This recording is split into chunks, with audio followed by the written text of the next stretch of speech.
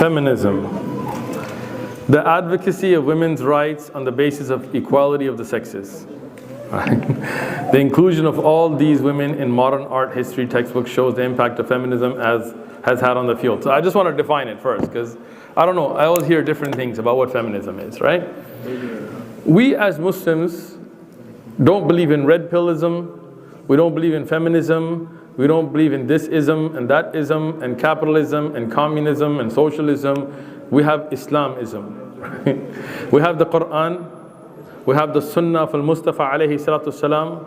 We have the best example for women in the wives of the Prophet sallallahu alaihi wasallam. We have the best example for men in the Prophet and the Sahaba radiyallahu anhum. That's our deen. Yeah? We don't need any external sources to tell us what a woman's rights are or a man's rights are.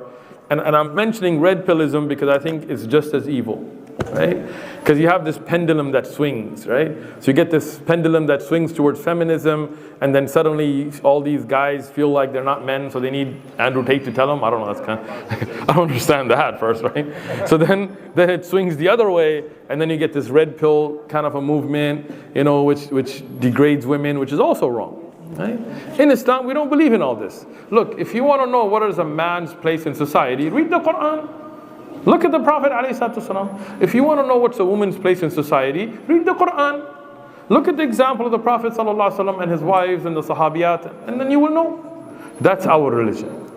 Anybody that tries to introduce something outside of it, we reject it. Yeah? Islam gave women rights when the Western, you have that concept. Rights of inheritance, rights of business ownership, we brought it there, right? But feminism today, unlike the definition that we find, is an idea that tries to take women to no longer be women. They want to make women into men, right? And that just doesn't make sense.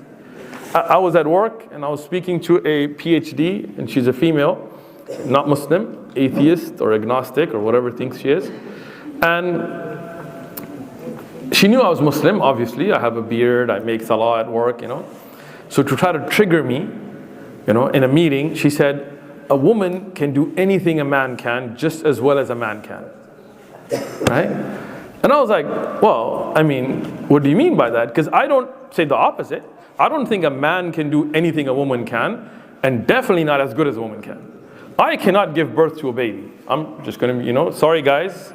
I hate to disappoint you guys, but we can't, you know, you would never be able to nurture a child like a mother. I cannot breastfeed a child. I will admit to it. It's a fact, you know. Those are things that Allah blessed women with. Allah honored the woman by giving her the highest haqq that somebody has on the other, by giving her the status of a mother. Now, do I think that's unfair? No, because Allah gave it to her. That's it. Now, there are many things men can do that women cannot.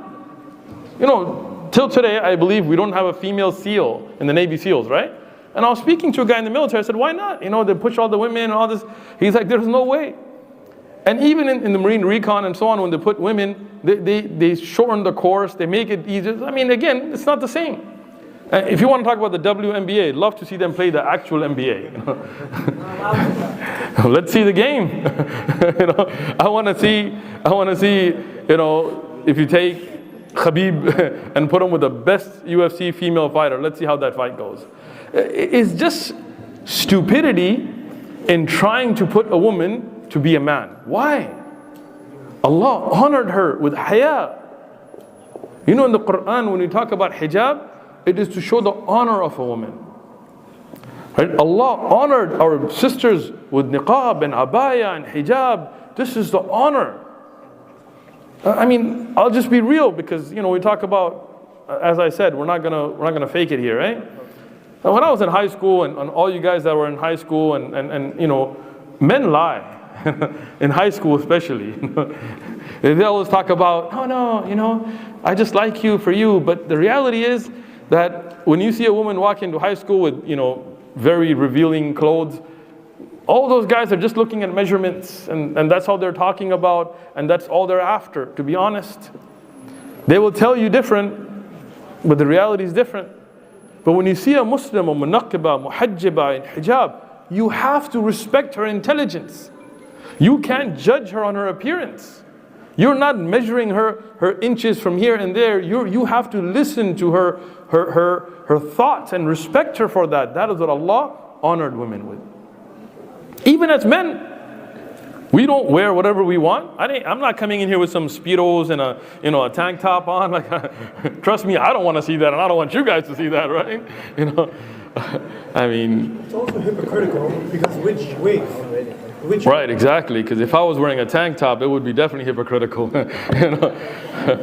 So, because my muscles would be putting all you guys to shame. That's why, right? But I'm just saying, right, that I don't believe in that kind of hypocritical ideology, right?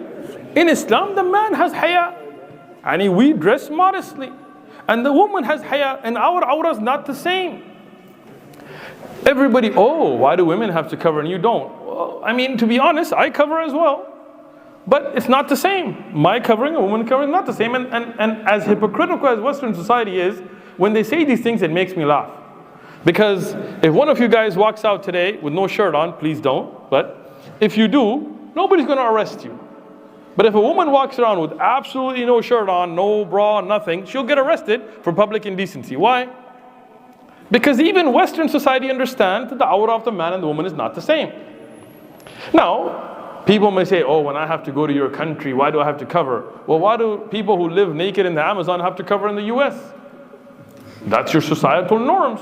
Well, we don't define our own societal norms. We follow the societal laws of Allah. So whatever is the aura of the man that Allah and His Prophet defined, we believe in it. Whatever is the aura of the woman that Allah and His Prophet defined, we believe in it. So forget all this feminism stuff or red pillism stuff. Follow the Quran and the Sunnah.